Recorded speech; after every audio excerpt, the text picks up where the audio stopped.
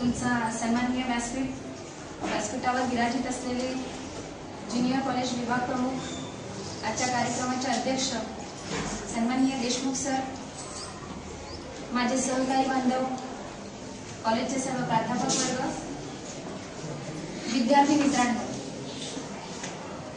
आज 12वी अ चा निरोप समारंभ। खरं तर माझं मार्गदर्शन आता तुम्हाला असेल, कदाचित ते शेवटचं असावं।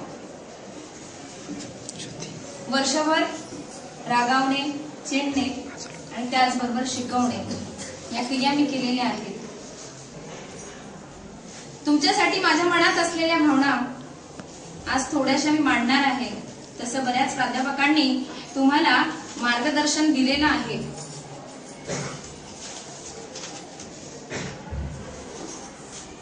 निरोप तुमचा घेताना बघते मागे वळूनी, निरोप तुमचा घेताना बघते मागे वळूनी, डोळ्यातील मोती मनाचे अंगण जाते मन भरुणी, डोळ्यातील मोती मनाचे अंगण जाते भरुणी। आज माझ्या या भावना आहेत। या प्रसंगी तुमच्या देखील ह्याच भावना असतील आणि त्या मला दिसतायत की तुमच्या देखील ह्याच भावना आहेत। परीक्षेबद्दल तुम्हाला मार्गदर्शन मिळालं आहे। 12वी बद्दल तुम्हाला वर्षभरात सगळ्या प्राध्यापकांनी आपापल्या विषयानुसार मार्गदर्शन केलेलं आहे। पण आज जे काही मी तुम्हाला सांगणार आहे ते तुमच्या आयुष्याबद्दल। इथून गेल्यानंतर तुम्ही तुमचं आयुष्य कसं यशस्वी करणार, ते यश मिळवण्यासाठी तुम्ही काय करणार त्याबद्दल थोडंसं बोलणार आहे। जगण्याचं जाण आणि भान या दोघही गोष्टी विसरून गेलेली पिढी एकीकडे निर्माण होत असली तरी दुसरीकडे एक चांगल्या विचारांची, चांगल्या आचारांची, चांगल्या कर्तृत्वाची पिढी निर्माण करण्याचं काम आम्ही प्राध्यापक वर्ग, शिक्षक वर्ग करण्याचं काम करत आहोत। आणि ही खरंच खूप आनंदाची गोष्ट आहे। ज्यावेळेस समाज घडवायचा असेल त्यावेळेस प्राध्यापक वर्गांनी आणि शिक्षकांनी अशी पिढी घडवणं समाजासाठी गरजेचं आहे। खरं तर महान पुरुष ज्यावेळेस जन्माला येतात, आकाशात वीज चमकावी तसे ते जन्माला येतात आणि अंतर्गणात निमिषार्धात विलीन व्हावीत असे विलीन होतात, असं होत नाही। त्यांच्या जीवनाला तरी कारण परंपरा असते, त्यांच्या कर्तृत्वाला कारण असतात। ते जे महान होतात त्याच्या पाठीमागे काहीतरी कारण असतात। आपण कधीतरी विचार केलाय का, माझ्या जन्माचं कारण काय आहे? मी जन्माला का आलोय? मी माझ्या माता पित्यांना आनंद देतोय का? माझ्या जन्मातनं काही सार्थक होतंय का? जर तुम्हाला तुमच्या आयुष्याचं आणि जन्माचं सार्थक करून घ्यायचं असेल तर असे प्रश्न स्वतःला विचारा। या प्रश्नांमध्ये गुरफटून गेल्यानंतर तुम्हाला नक्कीच उत्तर मिळेल। कुठेतरी नव्या उंच अशा क्षितिजापर्यंत पोहोचायची काळजात उर्मी निर्माण होईल आणि तुम्हाला उत्तर मिळेल की यश नक्की कशात आहे। जीवन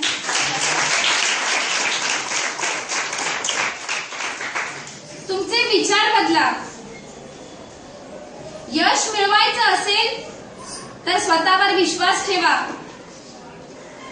स्वतःला मदत न करणे म्हणजे कमकुवतपणा, आणि कमकुवतपणा असेल तर लायक आणि लायकी दोघही नसणार। लायक बना, लायकी वाढवा, लायकी सिद्ध करा, लोक तुम्हाला लाईक करतील। आणि तुम्हाला जर लोकांमध्ये आपला लाईक वाढवायचा असेल तर फक्त फेसबुकवर किती लाईक मिळालेत याची मोजणी करू नका।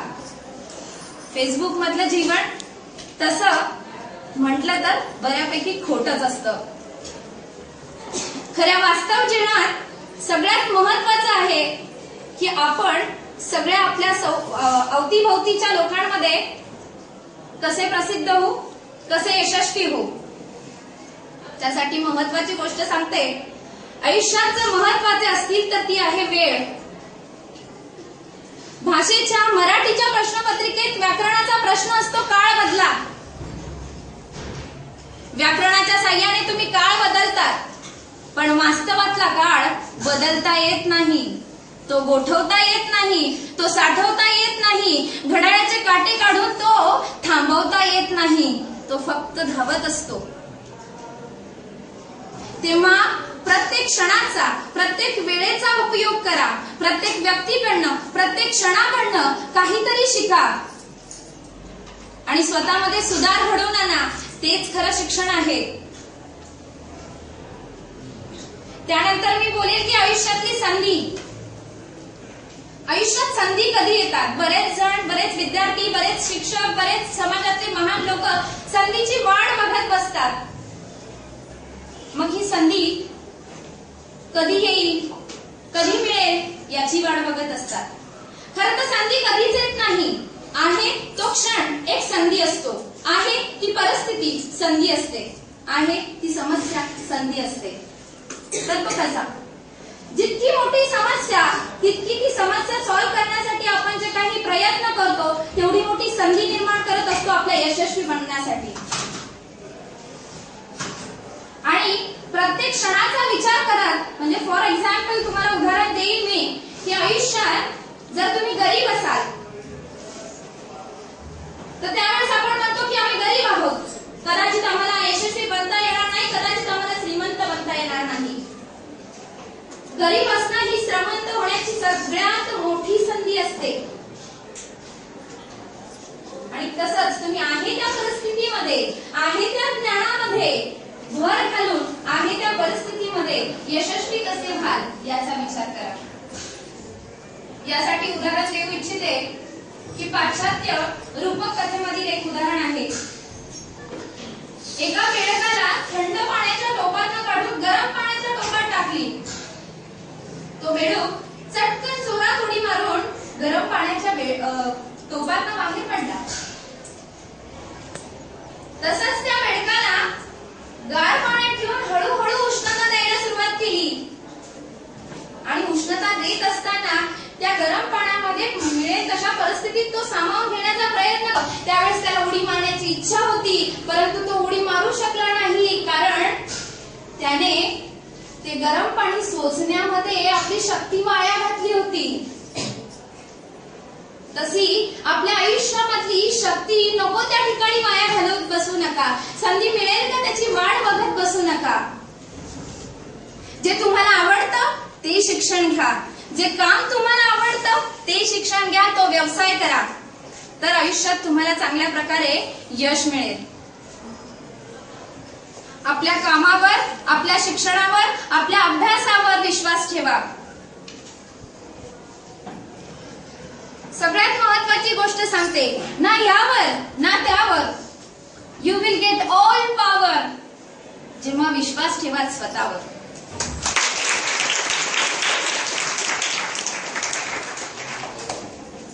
बऱ्याच वेळा आपल्याकडे काहीच नाही, या गोष्टीने आपण विवश झालेलो असतो. आपल्या आयुष्यातला 90% वेळ वाया घालवत असतो. सर्वसामान्य माणसं फक्त विचार करत बसतात की आम्हाला यश कधी मिळेल, आम्हाला संधी कधी मिळेल. तर हा वेळ वाया न घालता आहे त्या परिस्थितीत यश कसं मिळवणार. अजून एक उदाहरण मी तुमच्या समोर मांडतेय. एका देशामध्ये फक्त बाभळी उगवतायत. मग या बाभळींचा काहीच उपयोग नाही असं म्हणून त्या देशातले देशवासी थांबले नाही. त्यांनी शोधलं या बाभळीपासून डिंक मिळतो. त्यांनी डिंक जमा केला. तो डिंक संपूर्ण जगाला पुरवला आणि त्या डिंकाने देशाची अर्थव्यवस्था मजबूत केली आणि देश प्रसिद्धीस आला. तसं तुमच्याजवळ असलेले सुप्त गुण ओळखा, तुमच्याजवळ असलेले कौशल्य ओळखा, तुमच्याजवळ जे आहे त्यातनं प्रगती करायला शिका आणि तो देश आहे सुधार. तशीच एक गोष्ट आहे की पाणी नाही म्हणून इस्रायल देश कधी थांबला नाही. नवीन टेक्नॉलॉजीचा, नवीन शेती परंपरांचा त्याने पारंपरिक शेती सोडून नवीन तंत्रज्ञानाचा वापर केला आणि शेतीचे पिकं चांगल्या उत्कृष्टपणे घ्यायला सुरुवात केली. आज देशात सर्व देश इस्रायलला एक शेती तज्ञ देश म्हणून बघत असतो. भारतातले शेतकरी रडत बसतात, आत्महत्या करत बसतात. पण इस्रायलमध्ये तर पाऊसच नाही तरी सुद्धा जगातला नंबर 1 चा टॉपर देश म्हणतोय इस्रायल. त्यातनं काहीतरी घ्या. दुसरी गोष्ट, आपल्याकडे quality is the most important than the quantity. तुमच्यामधली क्वालिटी वाढवली पाहिजे, तुमची क्वांटिटी महत्वाची नाहीये.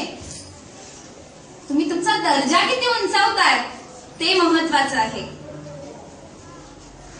जर तुम्ही गाडी घेण्याचं ठरवलं तर टाटाची गाडी पाहिजे, महिंद्राची पाहिजे का अन्य कुठली पाहिजे?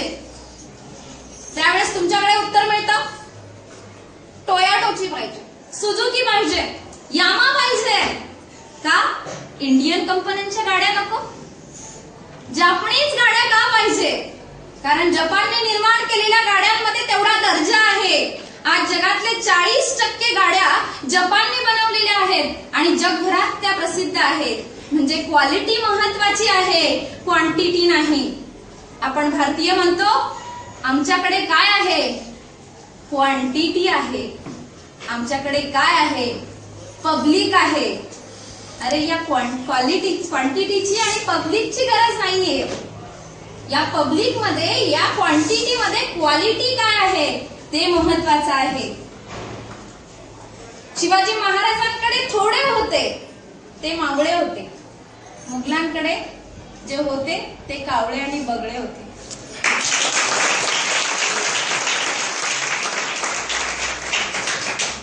मग तुम्हाला नक्की काय म्हणायचंय? तुम्हाला नक्की काय सिद्ध करायचंय? तुम्हाला मावळ्यांसारखं रडवून आपलं आयुष्य यशस्वी करायचं आहे, शिवाजी महाराजांच्या पावलावर पाऊल ठेवून आयुष्य यशस्वी करायचं आहे. जाताना एवढंच सांगेल की या सगळ्या गोष्टींचा विचार करून, या सगळ्या संधींचा वापर करून कधी कधी यश आपल्याजवळ येतं, पण त्या यशाचं गर्वात रूपांतर होतं. जर त्याचं गर्वात रूपांतर झालं तर कट्टरता निर्माण होते. आयुष्यात कट्टरता नको, कणखरपणा, कट्टर नको. ज्या वेळेस तुम्ही तुमच्या आयुष्यात काहीतरी नवनिर्माण करण्याचा प्रयत्न कराल, यशाच्या क्षितिजापर्यंत पोहोचण्याचा प्रयत्न कराल, त्यावेळेस कधीही, केव्हाही, कुठल्याही स्तराला गर्व येता कामा नये. Your foots always on down to earth. नेहमी तुमचे पाय जमिनीवरच असले पाहिजे. हे सगळं सांगत असताना माझं एकच सांगणं असेल, जरी या कॉलेजमधनं तुम्ही निरोप घेतलाय, जरी या कॉलेजमधनं तुम्ही जात असाल, तरी भविष्यात येणाऱ्या संधींचं सोनं करा आणि आयुष्यात खूप सारी यशप्राप्ती करा. तुमचं आयुष्य, तुम्ही डिसाईड केलेलं टार्गेट जर 100 किलोमीटर दूर असेल तर रोज 10 किलोमीटर चाला. 10 किलोमीटर नाही शक्य झालं तर 5 किलोमीटर चाला. 5 किलोमीटर नाही शक्य झालं असेल तर 5 फूट चाला. तुम्ही 100 किलोमीटरच्या जवळचा प्रवास साध्य केलेला असेल. रोज उठताना दररोज सकाळी म्हटलं पाहिजे की हो, मला आज एक नवीन दिवस मिळाला आहे. या नवीन दिवसामध्ये मला काहीतरी नवीन करायचंय. माझ्या 100 किलोमीटर पर्यंत पोहोचण्याचा मला प्रवास करायचा आहे.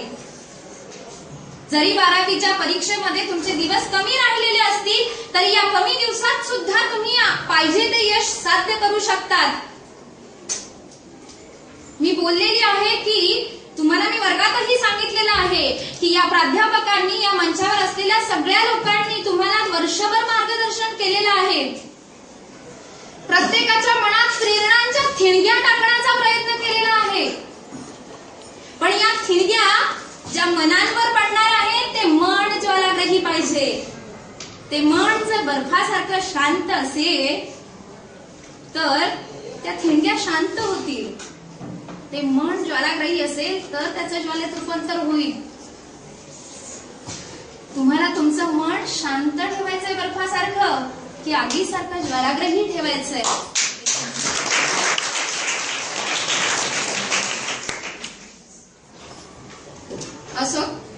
माझ्याजवळ असलेले बरेचसे गोष्टी तुम्हाला सांगितल्या आहेत, याचा वापर करून डेफिनेटली तुम्ही आयुष्यात यशस्वी व्हाल. आयुष्यात always stay hungry, stay foolish. नेहमी उपाशी राहा, नेहमी मूर्ख बनून राहा. उपाशी राहिला तर ज्ञान मिळेल, मूर्ख बनून राहिला तर इतरांकडचं ज्ञान घेता येईल. जर स्वतःला शहाणे समजत जगाल तर कदाचित इतरांकडचं असलेलं शहाणपण तुमच्यापर्यंत पोहोचणार नाही. So stay hungry, stay foolish. Yes.